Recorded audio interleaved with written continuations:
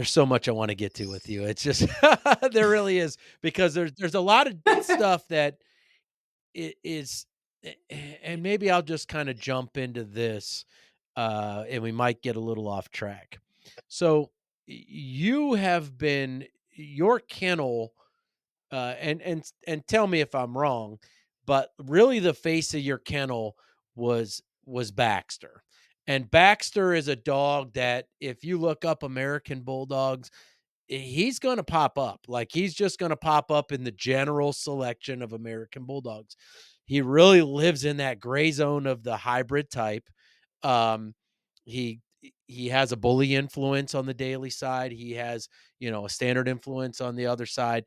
And with that being said, the one thing that I've noticed is that once you produced him, it doesn't seem, when I followed through all of your breedings up until recently, maybe your most recent litter, you truly haven't line bred on anything around him or his mother. Am I wrong about that? No, and I can explain to you I want to why. hear that. First of I, all, I did one very tight breeding. I don't know if you found it on the database. That was my M litter. It produced dogs like Micmac, yes. Macapitu, Micmac was a half Ye- sibling breeding. no, it was more. It was as close as you can get to a full brother to full sister breeding without doing full brother to full Explain that. sister, because the fathers were the same, but the mothers were litter mates. Oh, I guess I didn't catch that. Okay. Yeah. I've done So something very similar to this. Wasn't exactly as tight, but it's very similar to this. And so let's talk about that breeding in particular. So again, go ahead and tell us the parents again. the parents were Chestnut's Little Mhm. Eternity, sister to Lennox, actually, Okay. Eskimo. So my litters follow the German scheme, with a begin letter at the beginning is the same for all Mhm. puppies. So we have the A litter, the B litter, C, D, and so on. This was the M litter, but the mom was from the E litter and the father from the D litter. And the D litter was Bam Bam and Ozzy, Chestnut's Little Mhm. Cherokee.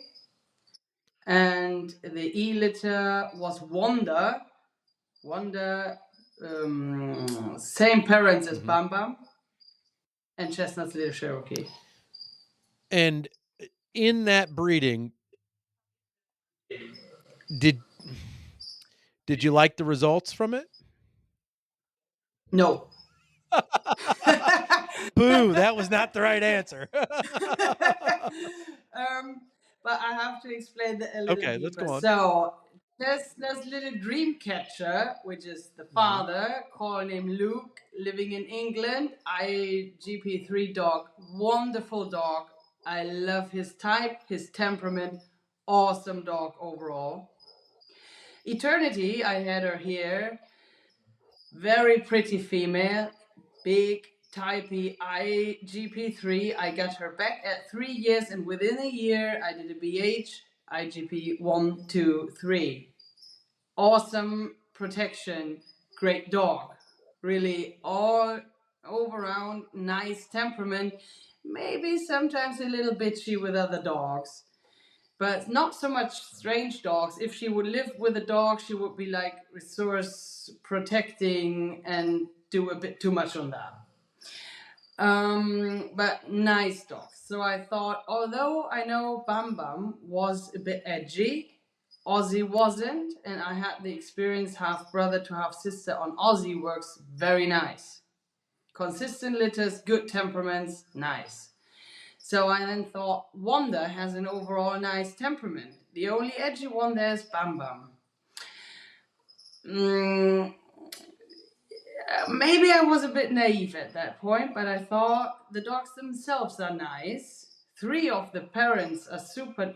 The parents are super nice. Yeah, I know of some issues back in Bam Bam's lines, but I really like the grandparents from Aussie's side. So actually, I should be fine. This is the thing with the inbreeding; it can catch you. So what did I get? I got Moai, who I kept, pretty little female, not stable temperament. I got Micmac, awesome temperament, also very nice dog, fair hips, so okay. Little cricket teeth. But he was probably the best dog from the litter. Then I got one male that ended up in a pet home that I got back with severe resource guarding. The time I got him back, he was 10 months old, 50 kilos, and so actually there was no way to solve that. He was resource guarding and swapped from resource guarding to self defense and fight for his life. And you don't want a 50-kilogram dog to fight for his life with you. No, you don't. So the only way to keep him and not put him to sleep right away was keep him in a kennel and away from resources he could guard that would turn the click. So that's what I did, and I sold him to the US with open cards. I just sent him there on my costs and just said, if the dog turns out what you want, please don't keep him in the family, keep him in a kennel. And if you like him, just send me the shipping costs in the end. That's all what I did. And that worked pretty well for a couple of years till that guy decided, oh, he's so good. We never had an incident. And here's this beautiful lady from our club. She can handle him awesomely.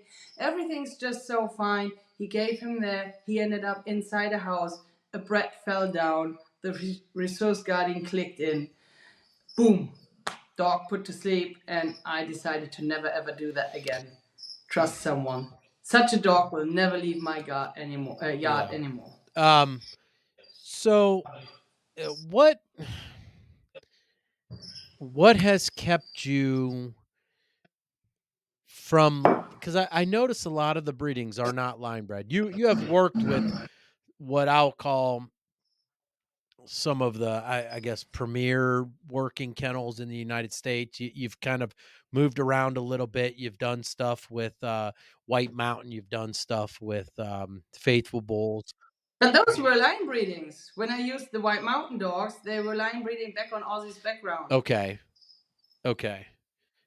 Because Monique had a sister to Aussie, which was Stoli. Yes. She was same breeding as Aussie. So when I used Axel on Cookie, that was actually a line breeding because Cookie, no, not on Cookie, on Fafanaki, because Fafanaki was Aussie Hmm. Maori, and then Axel was Stoli Diesel, Okay. with Stoli and Aussie being The sister. brother and Yeah. Okay. sister. Yeah. Yeah. Yeah. Okay. So, have you ever? So up until recently, you had not line bred on Baxter, but you have line bred on his mother, or you No, recently had and line that's bred on why his I mother. didn't do it.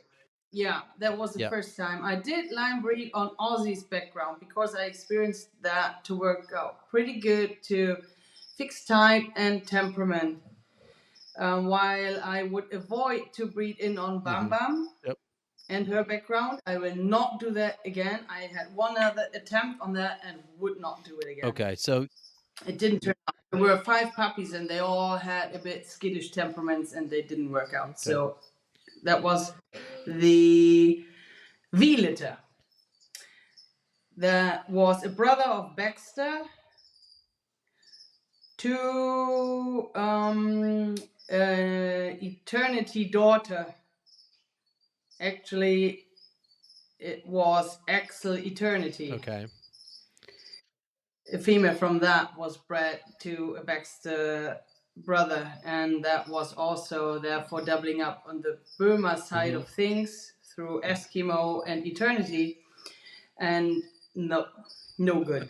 Would not do that again. So this is why I have a little bit of Burma on one side, and that's fine. They bring health, they bring a bit sharpness, they good structure, but don't double up on them. That's So no did good. I do I remember correctly that you may have picked up another dog off of that Boomer, bloodline? Was there an E4 dog? One day, yeah, I just had her for a. She was owned by a friend, and I got her for 3 liters, but she was never my Okay. dog. Alright. Yeah, because I thought I saw, Bomer E4, and I can't remember the name.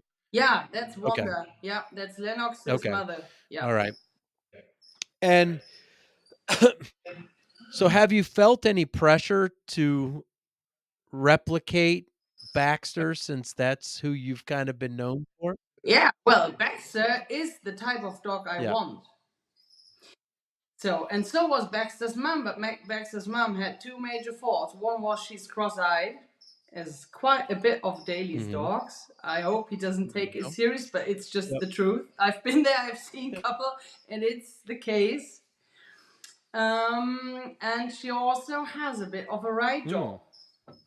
Okay, that's interesting. Besides Besides that, she's a beautiful dog, or she Yep. was actually, and she had an awesome temperament, and that's why it took me very long to decide to even breed her.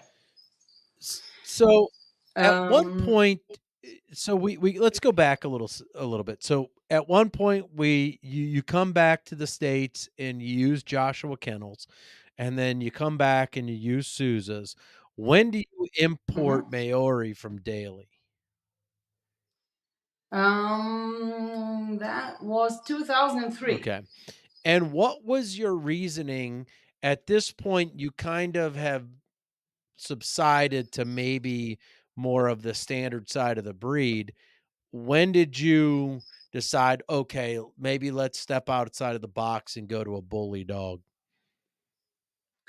Well, first of all, I thought the dogs are getting, well, overall, are losing a bit of type. And I had a problem to keep the type up. There was always a tendency for muzzles getting longer, stop getting more shallow. And I really like this hybrid Mhm. type. So I thought, okay, this is not leading me anywhere. I need to have a little bully influence. And then at that time, Greg had his new girlfriend, Tammy Okay. Woodford, and she got a dog from Jeff Daly. And I saw that dog and fell immediately in love with it. It was a white bully dog with full pigment, and just like you would think a pretty Daily dog would Mhm. look like. It was Sousa's Don't Mess with Tess of Daily. Okay. She got washed out for bad hips, long story, blah, Eh, blah. But however, I saw the dog and fell in love with it. And then I asked, well, it was not so easy to get a dog of Jeff when you come from outside the country at that time. But Tammy Watford talked to him for me, and she had a good hand with him somehow. So Jeff agreed to sell us the dog, and that was Maori. My husband flew over, stood at his house for I think 3 days, and was allowed to see all the dogs and pick the puppy.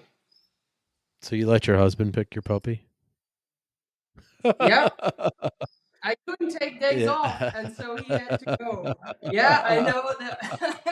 Maybe I should never have done that, but that's how I had to work at that point. And it wasn't a bad You decision know, either. it's interesting, and I've had this conversation recently, and I'm gonna disclose this by saying that I'd never wanna disparage anyone's breeding program because there's been a lot of people in this breed that have done some amazing things, in their own respects, and I always say this about Jeff Daly, that his dogs are so identifiable.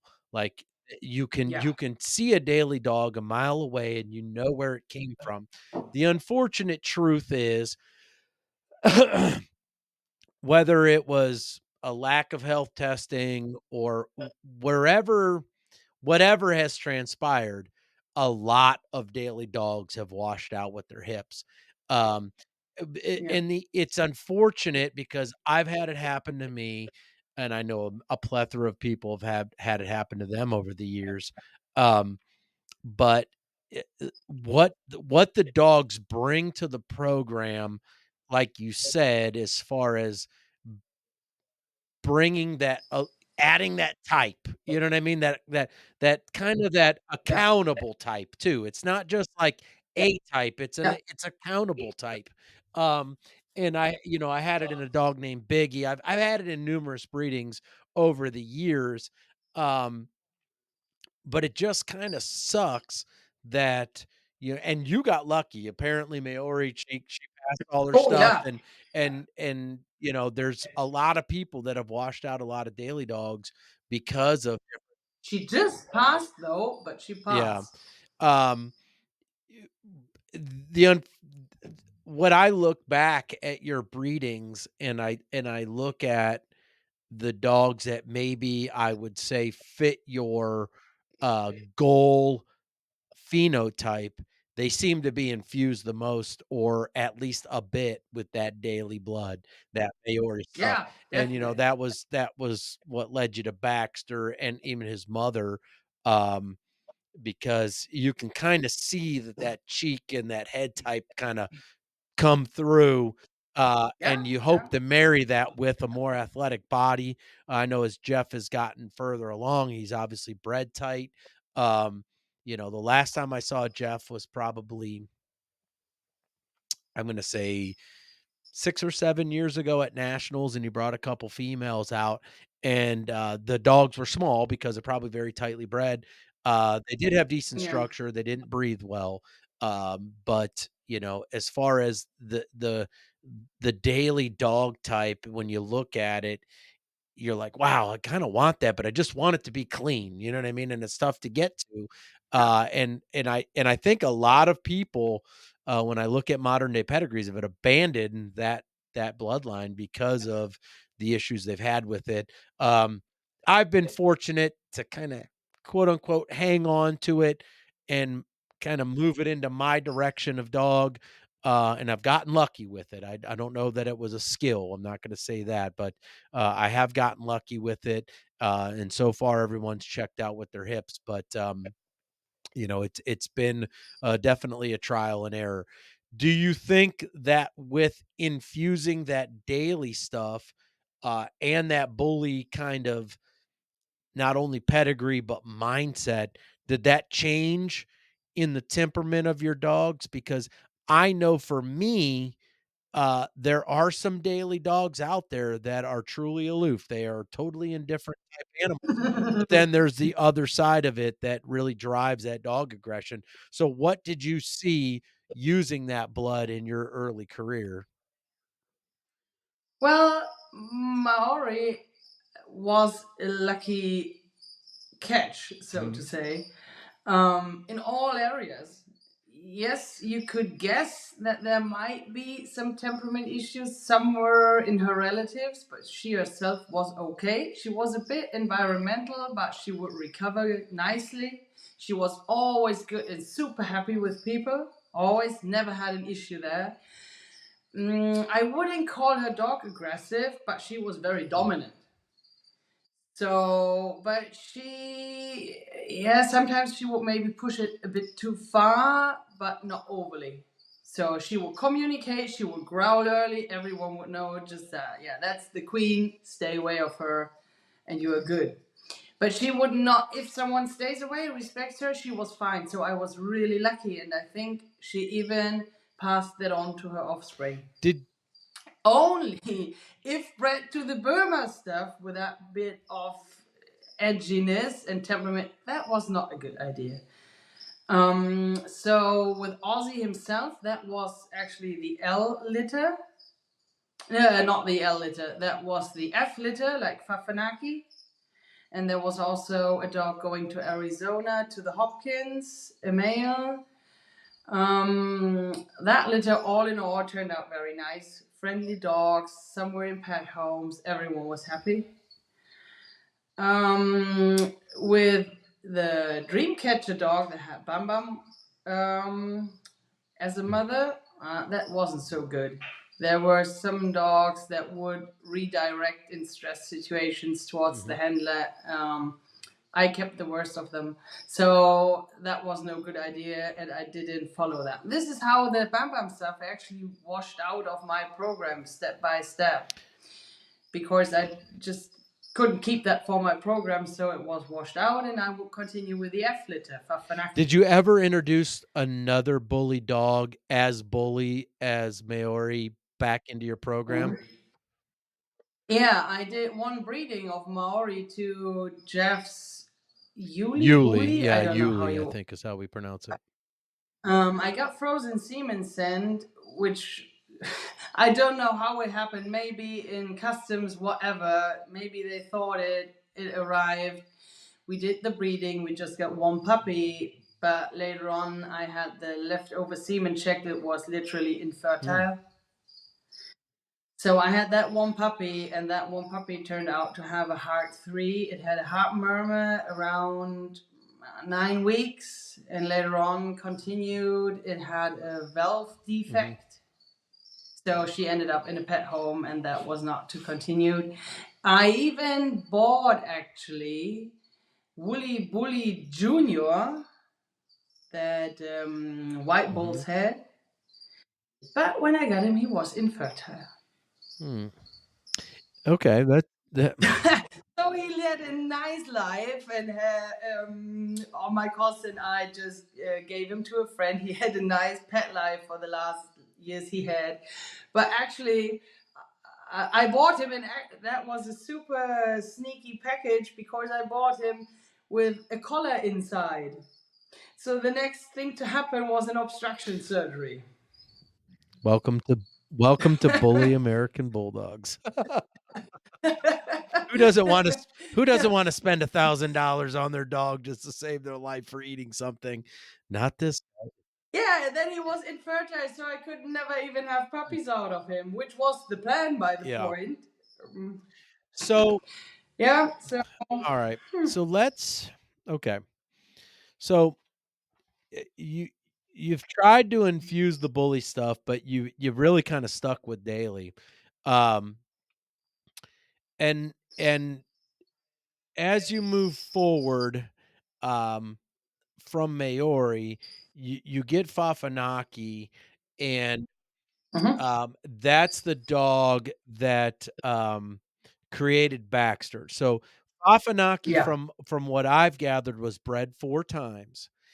You got Baxter Mhm. out of her, and, um, from there, you ended up kind of going to a myriad of different dogs, but it seemed like with her, did you kinda did a line breeding, if I'm not mistaken, and I'm going from a little bit of memory and notes, um, but I think you bred her to White Mountain's Drunken Grease Monkey, and then it seemed like you maybe bred her to one of his offspring, is that correct? No, I bred her to Tex. Actually, I imported a dog from Okay. Monique. That was Tech, White Mountains Curse Yes, reversed. okay, yep, I remember that And dog. yeah, so he was was it Stoli actually? I think so. And that made Tex. Sorry, I can't remember because he I feel didn't like I establish. saw Axel, which is Drunken Grease Monkey. And then I thought I saw bred to Coco. Yep, Coco Petty, yeah, that's yeah, okay, Tex. Coco Yeah. Petty, but that was that not was Coco Petty not a son of Axel? Okay, No, maybe I got that wrong. it was from he was a Okay, Texan. White okay. Mountains And reversed. so Um, when you did those different breedings, and then you did one to, Mancera's Rocky Balboa, which was yeah, that was her yeah, first that actually. one was a very old school pedigree. Like, that one, Yeah. if you could kinda bring that one back, I mean, that would be a pretty, amazing you went from I mean, that pedigree had Tyson, it had Gatorade, it had Rip and Woody. I mean, it really and tug of war, I think, was on the other side of the pedigree. So, I mean, you really kind of Mhm. captured a lot of bully dogs that really were important. Yeah, I thought that was a cool Yes. idea, and I still Yep. think so. I kept a female from the breeding that was Minnie Mouse, Chestnut'S little Okay. Kiowa. And I still had her till last year. She turned Okay. 14. Healthy 14. But she she was quite a beast. She was okay in the pack. Luckily, no one took her serious once she turned like Mm. 12. But every now and then she would just get that idea to attack one of them. I was fast enough, and the others were like, whoa, stay away from the old lady. So no one really fought her back. That would have been her end. Um, and she had a couple of litters, but somehow it never really was that puppy in there to Yeah. keep and to continue with. So, I So that's how she washed out from my program, although she was a cool little dog. so you've had quite a few litters. I mean, I we were at some point I hit litter X because I couldn't pronounce any of the names. So, what let's talk about let's change gears a little bit. Let's talk about breeding. So, in your whelping process, walk me through from breeding the dog to 8 weeks and making the selection. What encompasses your style of picking a dog and what goes on with the breeding, how it gets done. I'm sure since you're kind of on an island in Germany, there's a lot of stuff that you can't just do live ties. So you're kind of you're either doing TCI or you're doing surgical implant. Um, Walk me through kind of your general breeding practice. How does it go down for you? So at the moment, because I rarely use my own studs, if I can, I do a live tie, but I would Mhm. progesterone test. So I have the, for me, world's best reproduction clinic close by. Within half an hour, there's the University of Hanover for vets, and they have a reproduction section for small animals. And it's a very family like atmosphere there, but they really know what they are doing. So they never, knock on wood, had a breeding fail. Only one time a female didn't take, and probably it was the Mhm. semen. Um, but other than that, well, they even made one puppy out of infertile semen. So the Jeff Daly Oh, puppy. yeah, Yeah, there were just single forward moving sperms I in gotcha. there. Yeah, and I got a puppy from that, which means, whoa, in a natural lifetime, it will probably never Yep. have taken. So they know what they are doing, and this is my big advantage. So I go there for the progesterone test so I can drive to the stud at the point I have to do a breeding or maybe two and can drive back if possible. If not, I do TCI, no surgical implant allowed in Germany Okay. anymore. But they know what they're doing with the TCI, and therefore I even prefer it. I had two surgicals done when it was still allowed, but I prefer the TCI process if the vets know what they're doing. Um, So we do the progesterone test, we do the breeding. If with frozen, that's pretty easy. It's even less stress for me because I don't have to time it with time of work off and that. I can just time the appointments around my work and everything's fine. Then I keep, usually I have my own females. I have two in co-own homes, but I don't like females in co-own homes. It just works with very Yeah, I few agree with people. that. Um, So if it's my own female, she lives in the pack as she did before. If she's one of my protection trained dogs, I would still take her to training till she seems to show signs. We do an early ultrasound at day 23 past ovulation. because I just want to know. I just can't stand not knowing. So, but that's all I do. I don't do the X-ray, therefore, and because my clinic is relatively good. Nah, not so good. The last 2 litters, they had a young vet do it, and somehow she has some counting issues. Before I could rely on the numbers So very good. when you're talking about Not, counting issues, are you talking about counting from an ultrasound or from an X-ray? yeah, Yeah. See, ultrasound, I've never ultrasound day anytime 23. I've sat through an ultrasound, I've never really felt comfortable with the count because it's so subjective. When you Ah, move, they were pretty yeah, good. when you move, I feel like you could be counting the same one twice. Yeah, they were very good, but now they had a young vet trying, and obviously she wasn't so good. 1 litter she counted five, and because I never experienced them not be exact, especially with numbers under 10. Over 10, yeah, that's Yeah, a no, I different agree. story. But numbers under 10, they were pretty reliable, and they told me five. And so after puppy three, I was sitting here, and after 3 hours, I thought, maybe she's just simply done. And that's what it was. But I even called them and asked them, "Hey, could that be that you were that wrong?" And they were felt like pretty bad. However, that's what I do. Ultrasound on day Mhm. 23. Then after day 42, I increase the food if I know there's a decent litter coming. I move them onto puppy food and add some calcium supply. Yeah, and then I pretty much wait for the whelping. I start to do the temperature method, and that came out pretty Mhm. reliable. So I do that. I measure the temperature 3 times a day after day 54. Yeah, after the temperature drop. Well, I have a whelping box in my office. So the office is also my puppy room. It's actually the room I'm Mhm. in now. Um, So, with the females Mhm. I have now, they're even comfortable with the other dogs. Yeah, I don't have the other dogs run in and out and in and out the room. I close the door, all You is good. But if another one comes in, they usually don't care, as well as the kids. So I just sit then there and wait for the puppies to come. And when when the female goes into labor, are you typically pretty hands-on? Are you there for every pup? Yeah. yeah, I'm there for every pup. I just missed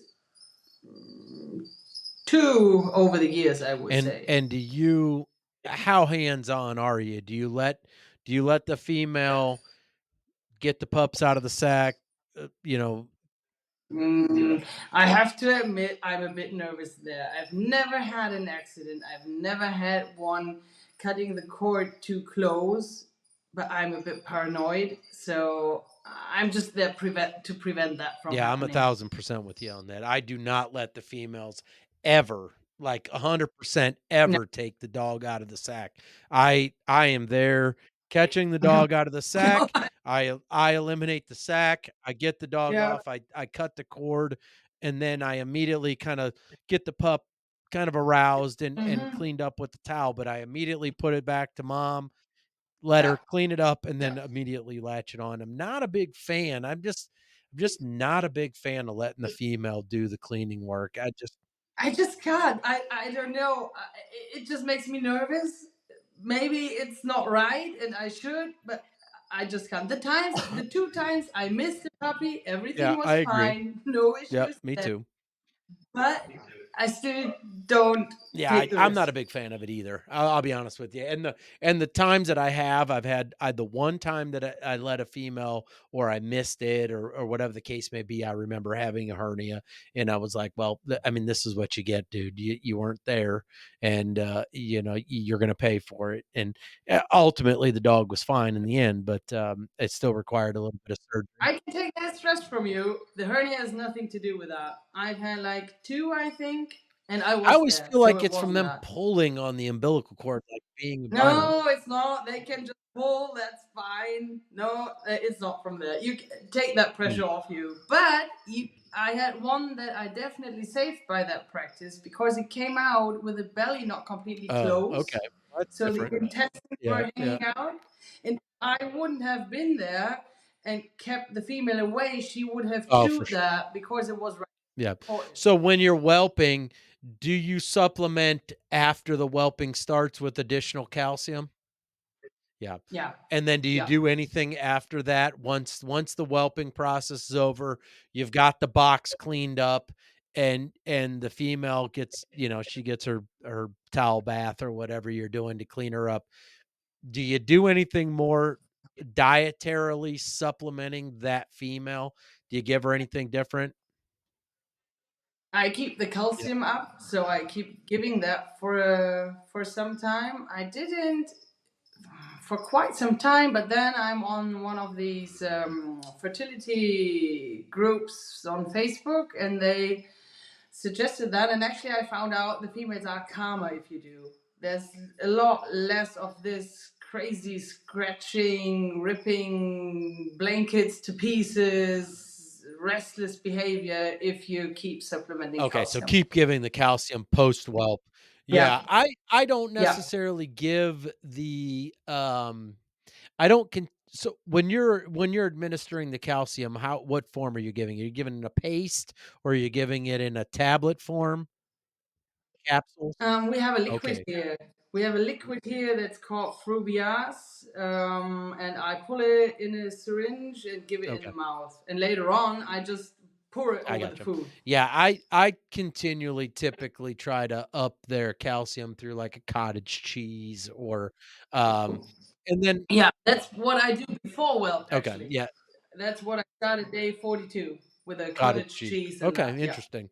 Yeah, I love to hear people's breeding practices because, and right now I currently have a female pregnant and she's gonna whelp here in a couple weeks, and I know from her bloodline that her mother was a very protective female. She would get manic and try to hide the puppies, and, I can already tell this female is gonna be a little weird. I can tell right away. She's gonna be a great mom, and I know that for sure, but I can also tell that she's gonna be a dog that I need to maintain that calcium and know that her head is straight because she's also a Yeah. dog that probably would meet me at the door if I let that go and trying to kill me. So, once you've once you've whelped and it sounds like your box is in your house. You're kind of very, Mhm. very, attentive to the puppies. Um, when do you start evaluating these dogs? Phew, I start actually when they start to leave the whelping box, I would say. And I see them a lot, and this is part of my choosing practice. I just see them in everyday life to start with. I see how they react when I start cleaning around the whelping box. I see them how they react when my kids come in, when some visitors come in. And here in Germany, actually, all in all, people are less scared of infectious diseases with their puppies. Although I won't have strangers within my whelping room under 3 weeks of puppy age, after that, they can come. Yes, they have to wash and disinfect their hands, and yes, they have to get rid of their road shoes, but that's mainly it. So I see how they react when strangers enter the room. I see how they react to puppy toys.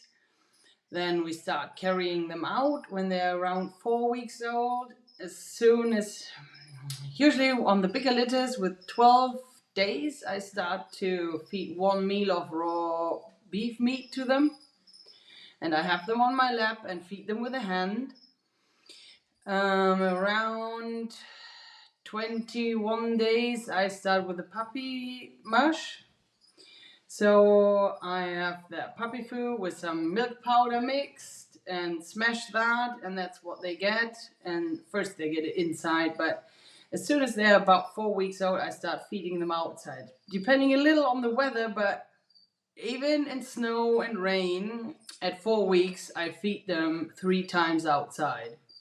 Oh, Um, So after that, I see how they deal with the environment outside, with things that happen there. We have quite a busy life going on. We have a friend of ours living close who's doing stuff for us in the garden. So I see how they react with the lawnmower, with the chainsaw, and all that. But it happens in a normal routine. It's not a created situation. It's just as it is. So, are you saying that, you start to wean at 3 weeks, probably by 4 weeks you're feeding their own food? Yeah, but they still have Yeah, mom. Mom still is okay. fully there. Usually my moms wean themselves. Really? At what So, age? well, this time actually Wiko finished the process at 6 weeks this And by time. when you say weaning themselves, they correct the puppies from latching on? No, they just don't go there that often. And I have a setup where the mom can enter the puppy run or leave it. Ah, okay. So, at you're saying at 4 weeks, you start to feed outside, which I'm assuming is in a kennel run. Mhm. No, no, just outside my office. My office, like that. There, you see a window Yeah. there. That's a door that leads outside the garden. And I just put the bowls there, carry the puppies there, let them eat, let them pee, let them poop, carry them back in. Okay, alright, alright, alright. So that yeah, well, that changes my mind. Okay, so then you're saying as far as, like, weaning is concerned, that the female won't go into the whelping box with them and Yeah. just do it herself. And is that typical for your practice that you let the mothers make the decision of when the pups are kinda capable of separating? In some cases, I had to help mom a bit out to keep the distance because they would maybe go there too often. In some cases, they would prefer not to go, although I know they have to because otherwise they will Mhm. explode. So of course, I make sure that they don't end up having mastitis because they just decided to not go there And anymore. have you had any issues when kind of going that route? Have you had issues with worms because you're letting the pups latch on later as long as 6 weeks? No, I do the normal deworming schedule as I heard on the other interviews, as others do too, like 2 weeks, 4 weeks, 6 weeks, Do you 8 weeks. And deworm the female 2 weeks prior to yeah, okay. no, no, no, no, no. I don't do the 2 weeks prior to whelping. Actually, I I never never did did that that, either. but I do deworm.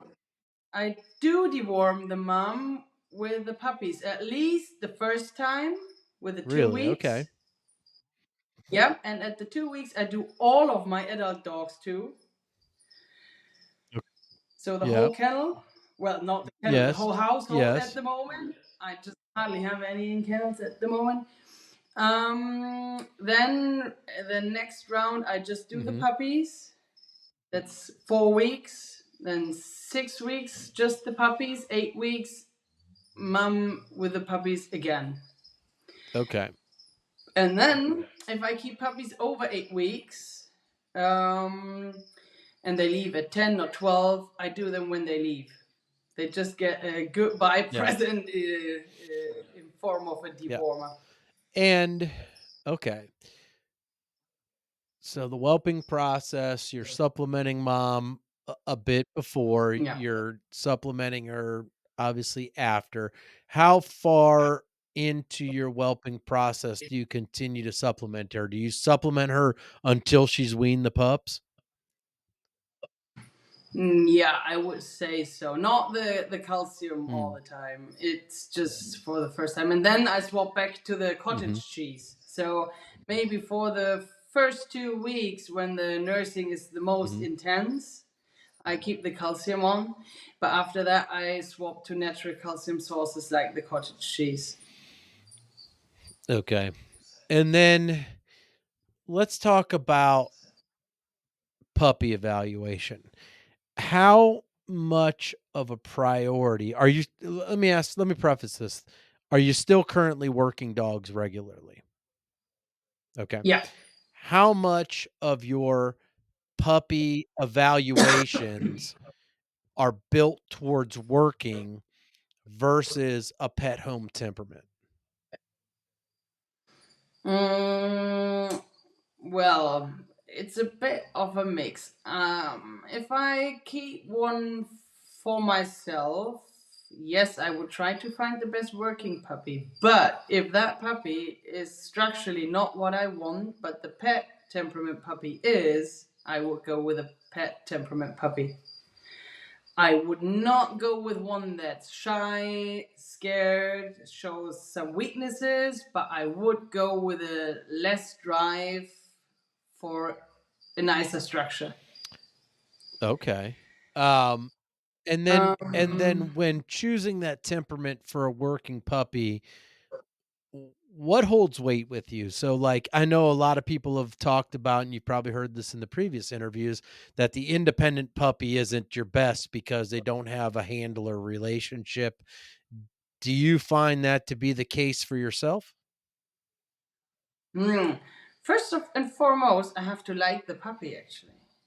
So phenotype, So everything set yeah. aside, I have to like the puppy for just maybe maybe it's pretty subjective and not measurable. But if I don't like that puppy, just because I can't stand it for whatever reason, there's no way it's gonna stay, no matter how pretty, nice, and promising it Yeah, I've is. had a couple of those myself, Um, and I had a dog named Handsome Jack that I produced years ago, and he was one of those dogs you could literally, and I'm just saying this figuratively, you could literally boot him across the yard, he'd be right back in your face, and I was like, "Dude, I don't know who I'm gonna sell you to. I can't love you." And and he ended up being a great pup. He ended up dying a little premature, but yeah, he ended up being a great pup to them. But to me, I just could not stand the damn dog. I just couldn't do it. Yeah, I yeah. just couldn't do it. But then No, there's other dogs that would like not you be said though, here. there's other dogs that stand out to me.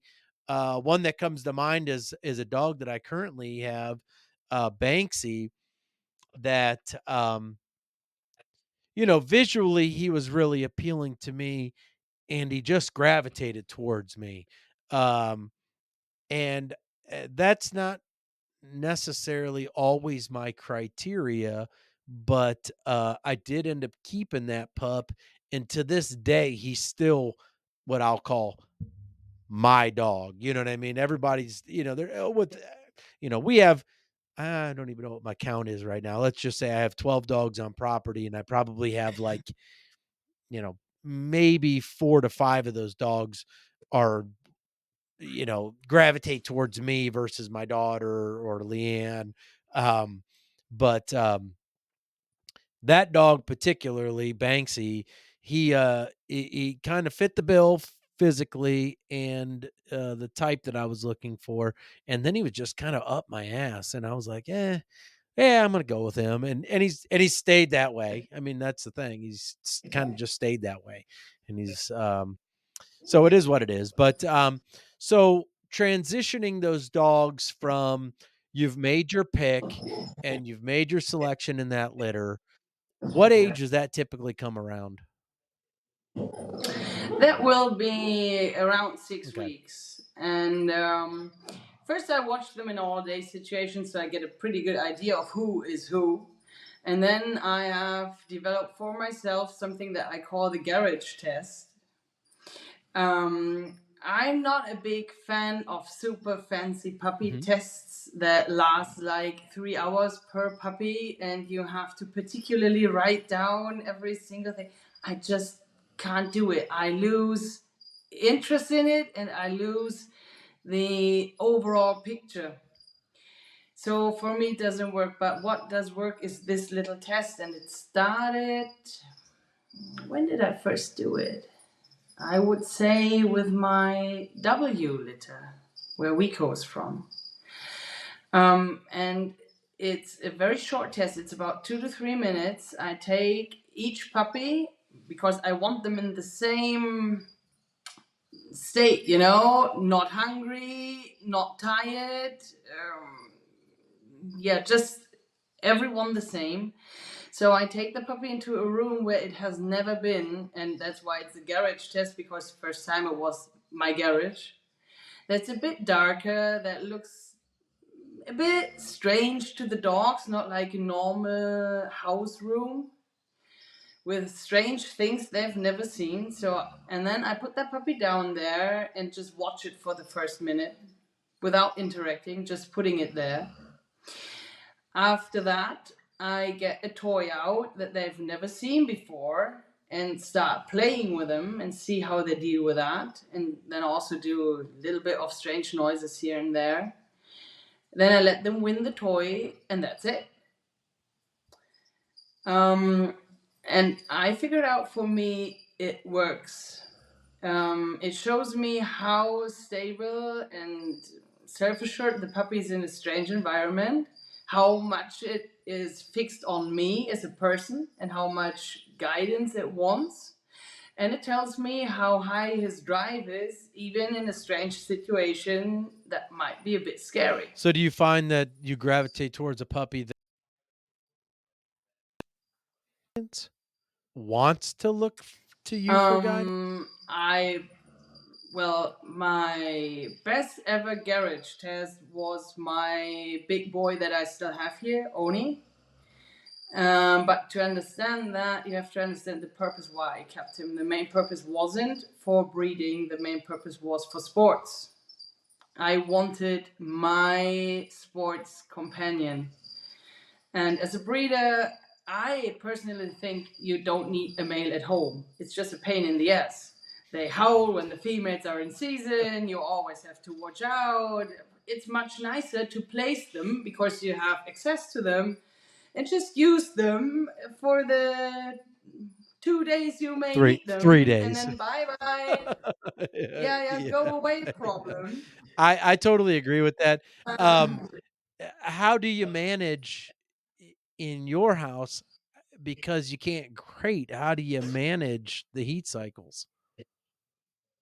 oh, that's pretty easy because he then stays in my office and the others are in the So living you only room. have the 1 male right now. And how do Yeah. your females And one is more than the how do yeah, well, I'd love to tell you that's the case, but it's not. How do you manage the females when they're in heat? Because, a lot of times for me, I run my females together without any issues until one has started that heat process, which maybe isn't physically apparent. But like, I've ran multiple females together when we're outside. I live in the country like you. So you're outside, you're doing chores, you cut a couple dogs loose outside with you, you're doing your thing, you turn back around and two females are getting chippy with each other because one is in the process of starting going to heat before you can physically see it. How are you managing that? Is that something that you've come to have to deal with, or they seem to be all right with each other? luckily at this point they don't have these Really? issues. They are Okay. fine. Yeah. But I noticed early I have that male and he's the best heat Yes, detector yes. ever. He tells me early when they're coming in, and to keep the stress for him and myself low, I have another room at the other end of the house, and I keep the female there Okay, then. I gotcha. So you So typic that do you room tip just has a dog yeah, do you bed. typically remove that female from the rest of the pack? Yeah, but just because of Yeah. the male. Because if she is still in contact with the others start to smell like that female. And even if I don't take her on my walks with him, he still gets I crazy. gotcha. Yeah, I'd love to tell you. I mean, and to preface this with, I fully agree with you that most breeding programs don't require you to have a male on property, and I think that that's a misnomer because a lot of people that get into this breed, they want to have that. They like the males. I mean, that's just life. I mean, pet owners are the same way. They want that big masculine male that's, everything. Um, and right now I have 3 males on property. And yeah, it's a pain in the ass. I mean, they piss on everything. I mean, that's first and foremost. I mean, once one pisses on something, they all piss on it. And Yeah. you know, w- uh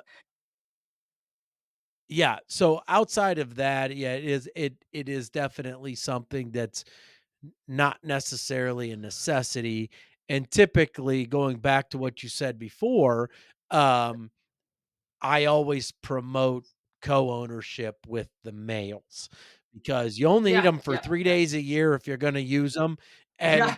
at that point, like, I can And some you never yeah, and I can use. bring them into my house for 3 days, and we struggle through it, don't get me wrong. A dog that's not raised by us is a different type of dog.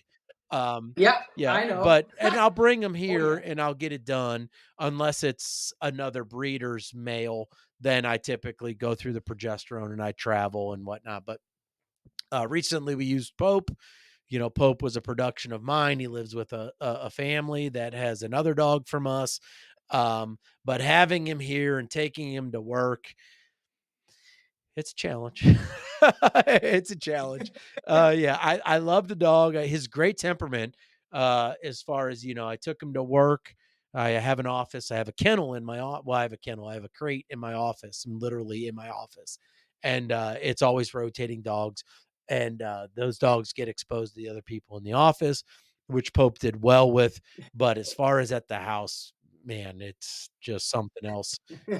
Because one of my males is a house dog, and, so he's in I have my basement has a row of crates, and so, like, when a dog Yeah, comes in, they're gonna get integrated into one of those crates, and they see the other dogs coming down into the basement, and they see the other dogs leaving, and Pope was actually a gem in that respect, but, just just the mannerisms of somebody else's dog is just insane. I don't know. yeah, The yeah. stuff they That's I actually, for cases like that, I do have Mhm, kennels. I do have four big kennels with runs outside because I had times where I had 10 mhm, dogs, and I that were times where I even had evil dog fights because of dog mhm. aggression. But I get rid of that, and I will never want to come back Yeah, to that because it's just so peaceful and nice it without it. is, and I will say that my program's moved in that direction as well, but I will say that I don't run a lot of dogs out at the same time. But when I say that I've eliminated dog aggression, these dogs can be kenneled next to each other, and not Yeah, have issues. I probably wouldn't put two intact males together, but my females are all good with mm, each other. Um, and typically in the summer, spring, summer, fall, we'll mix it up. We'll change the dogs that run out, just pairs, but we'll run them together, and if as long as I know there's just really no animosity there, they seem to do well together. And we've had instances where there's flare ups, but I don't separate the dogs. Like, I'll break up a spat, but I basically just, like, boom, you're living together. I don't care, you're gonna have to deal with it. Just ignore each other, and they typically do better that way yeah, than if you separate them and try to keep them from each other. I think the animosity grows. yeah. This is how it works now here too. But I had times when I had two females that really were up for killing Yes. each other.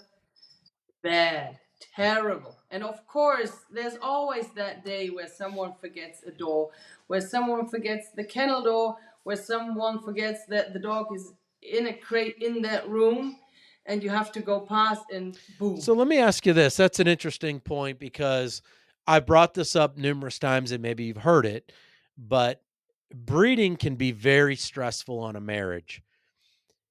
Your husband, is he into the dogs as much as you are? No, Okay. he's not. Has No. it brought you times where you've had to manage the breeding program around your partner's willingness to participate?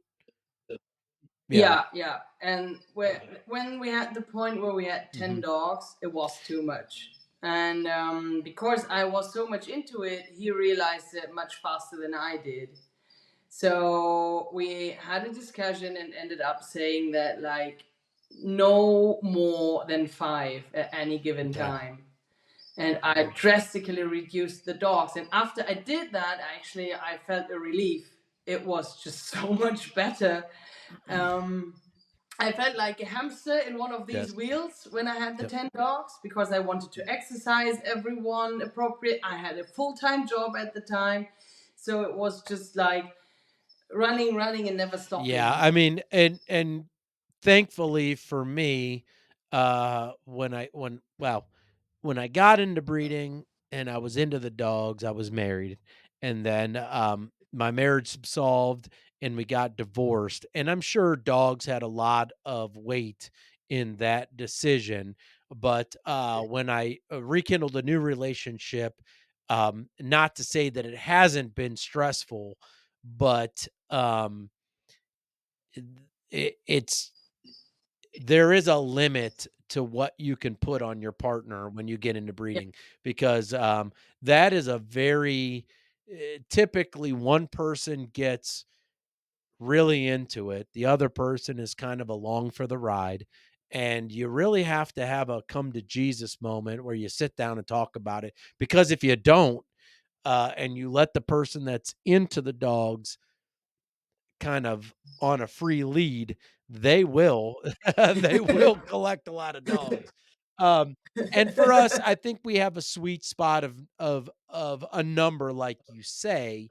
Now I will also add the caveat that we use kennels to mitigate our Yeah. um, the in-home kind of regiment that one would go through. Just like you said, you can't have those mistakes. You can't let, oh, I forgot to let so and so out, and then you let so and so else out and you're like, oh yeah, because that's a nightmare. But even within the new relationship, we've had to come to a terms. Obviously this is a part of my life that's important to me. For her it's horses, which is important to her, but we also have to mitigate the balance between both of our wants and needs. Um, the horses for us is more of a hobby that you enjoy. The dogs are more of a hobby that I enjoy, but they also have a little bit of, I would say, a monetary gain if the market's right. Um, and there's a little bit more passion for me about the dogs because I'm creating something. The horses are really a product of somebody else that we're enjoying through the showing process. It's a little different, but albeit the passion is the same, you just have to be mindful of what your partner is willing to invest monetarily, physically, and emotionally, because that is a, it's funny because when I was married, I went through a lot of, uh, marriage counseling.